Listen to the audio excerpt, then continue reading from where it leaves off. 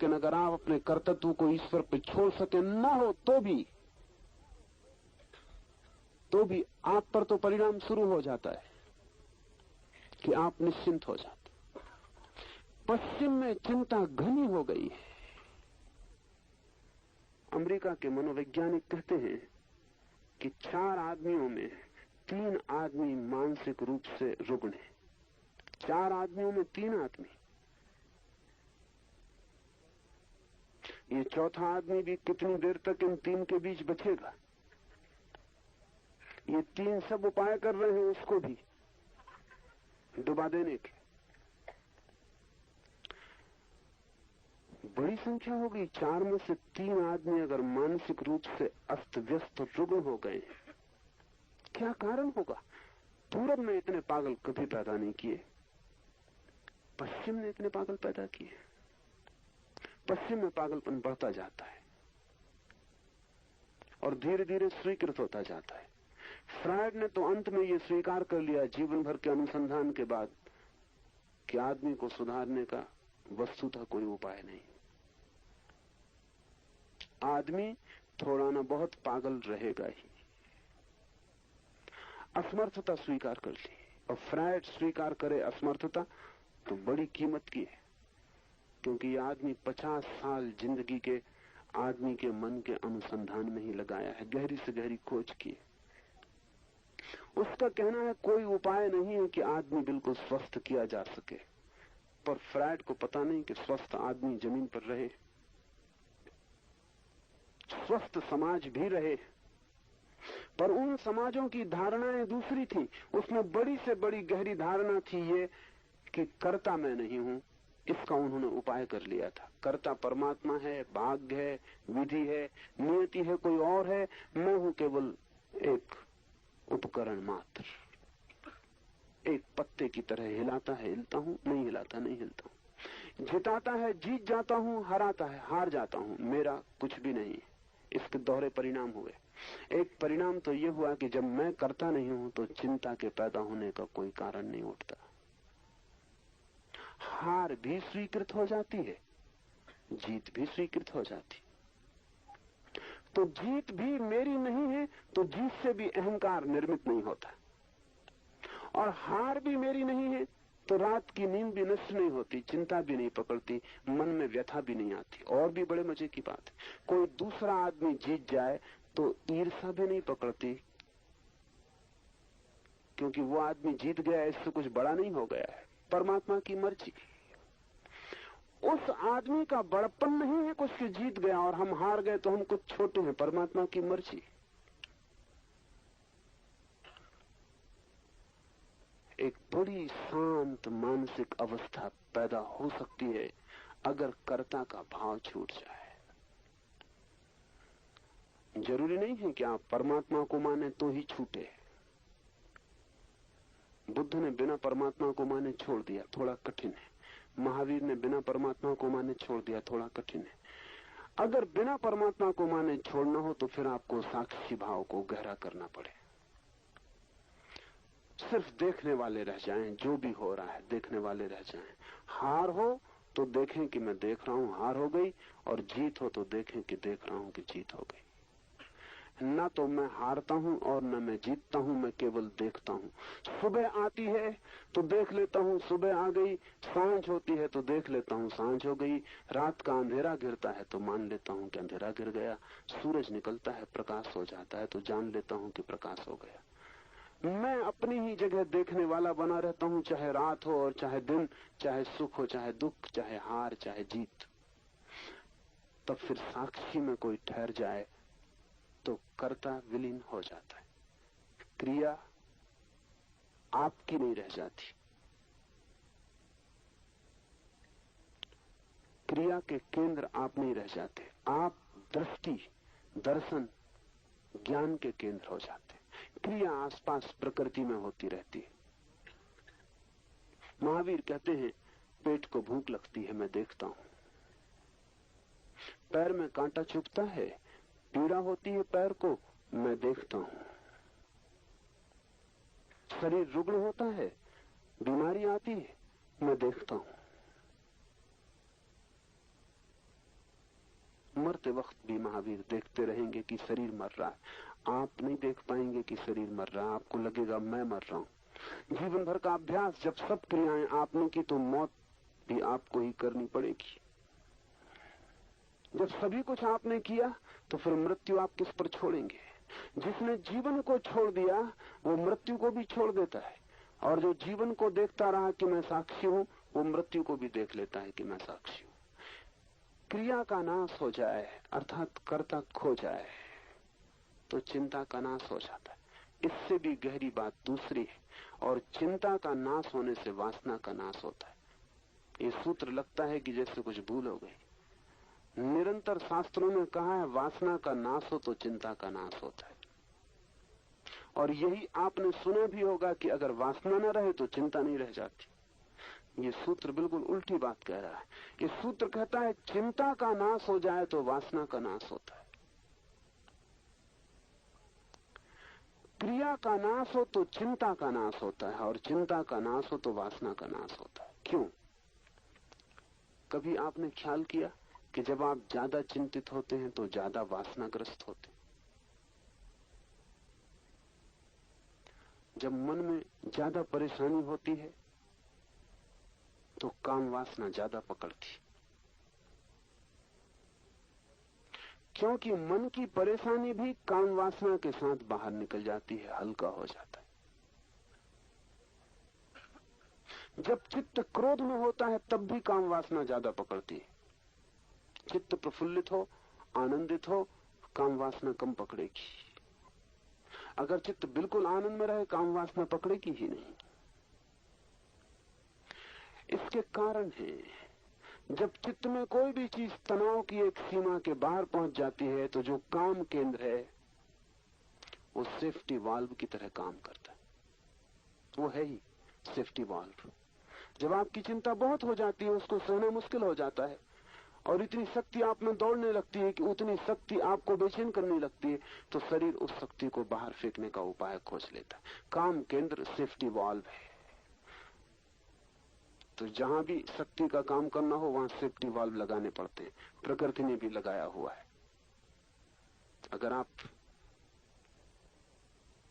Stove गर्म कर रहे हैं तो उसमें भी इंतजाम करना पड़ता है कि अगर आप ज्यादा हवा भर दें तो कहीं सेफ्टी वाल्व होना चाहिए जो निकल जाए।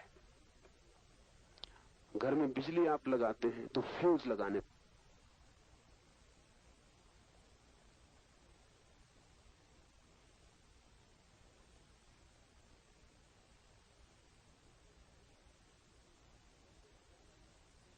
जैसे ही ज्यादा शक्ति खींचने की स्थिति बनेगी फ्यूज टूट जाएगा और शक्ति निष्कासित हो जाएगी, आप बच जाएंगे।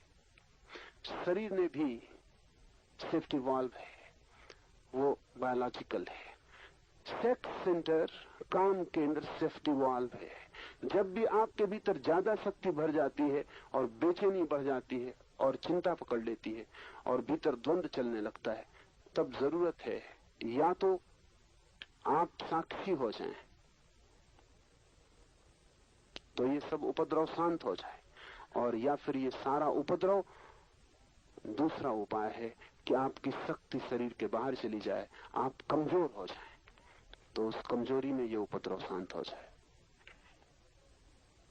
क्योंकि उपद्रव के लिए शक्ति चाहिए, इसलिए अक्सर ये होता है कमजोर आदमी भले आदमी होते हैं। उसका मतलब ये नहीं कि वो भले होते हैं, उसका कुल मतलब इतना होता है कि बुरा करने के लिए जितनी शक्ति चाहिए वो उनके पास नहीं। कभी ख्याल किया आपने कि मोटे आदमी सदा प्रसन्न मालूम होते हैं और आमतौर से मिलनसार होते हैं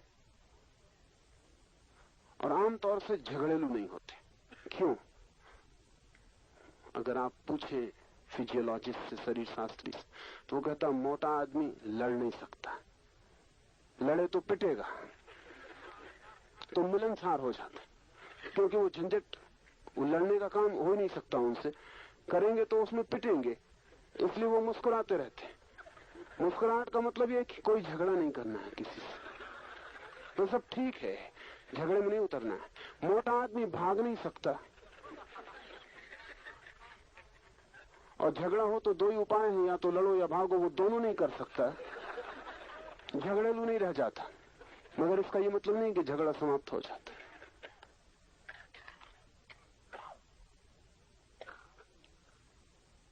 आदमी की सारी व्यवस्थाएं हैं भीतर, उनके प्रति होश से भरना उपयोगी है। तो जब भी आप चिंता से भरते हैं, दुख से, पीड़ा से, तो आपके चित्त में वासना का उदय होगा। या तो साक्षी बन जाइए।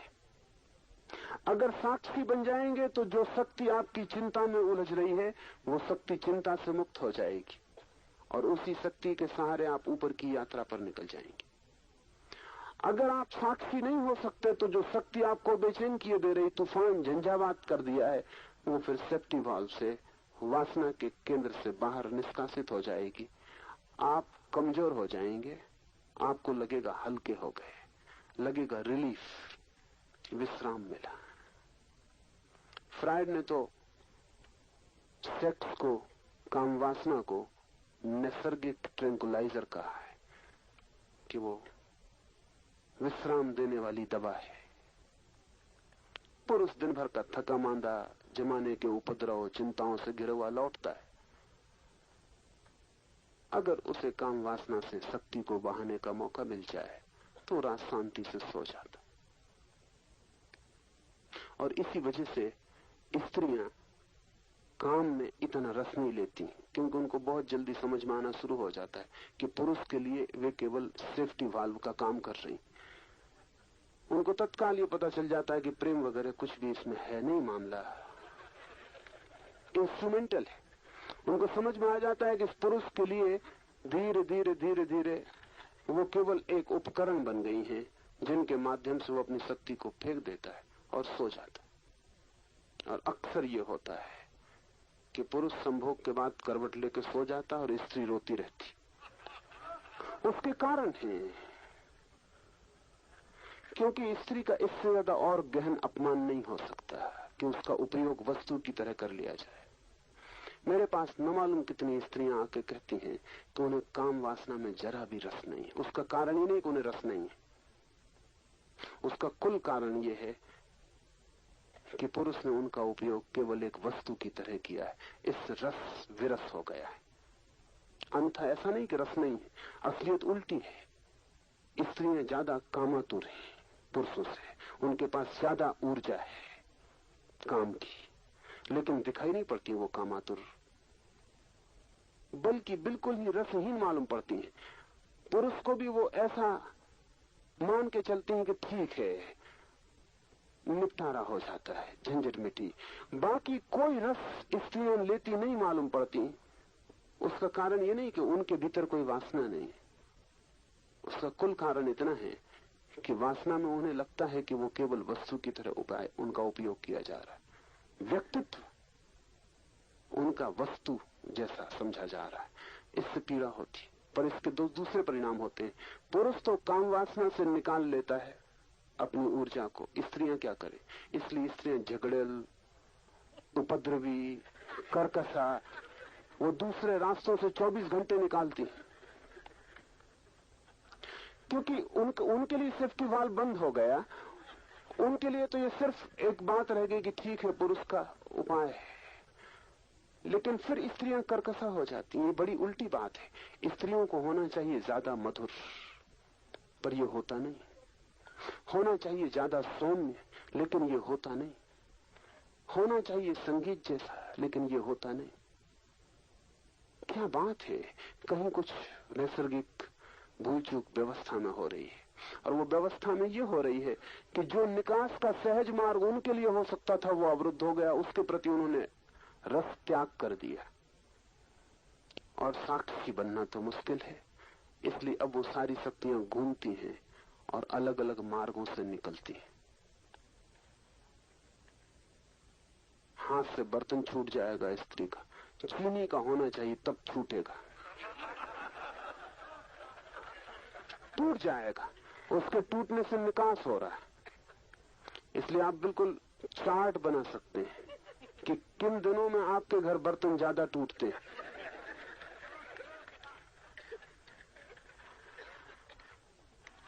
अनिवार्य रूप से ये पाएंगे कि जब भी स्त्री की ऊर्जा निष्कासित नहीं हो पाती तब वे टूटेंगे।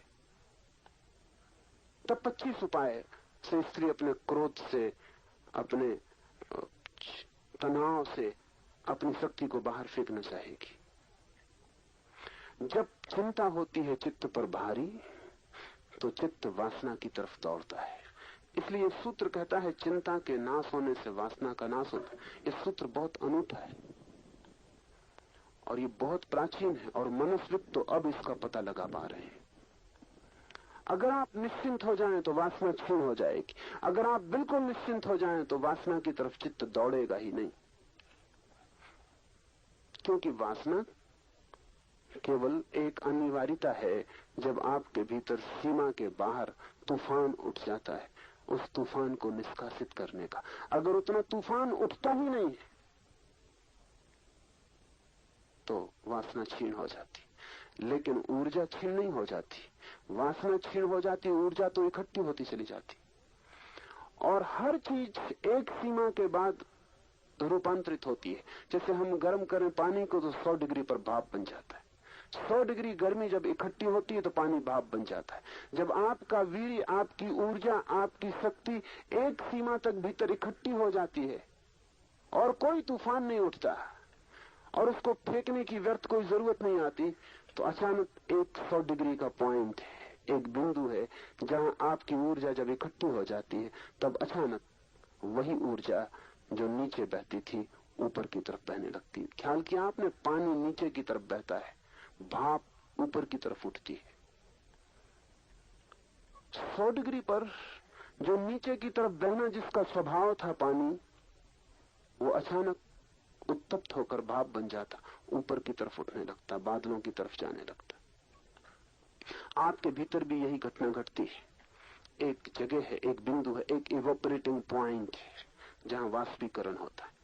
वहां जब ऊर्जा इकट्ठी हो जाती, अचानक आप पाते हैं जो नीचे जाता था वही व्यक्तित्व वही ऊपर जाने लगा, जो बाहर की तरफ दौड़ता था वही भीतर की तरफ दौड़ने लगा। कल तक जो पाप था वही पुण्य हो गया, और कल तक जिसे समझा था शत्रु, उससे बड़ा कोई मित्र नहीं है। ये अनुभव में आता है।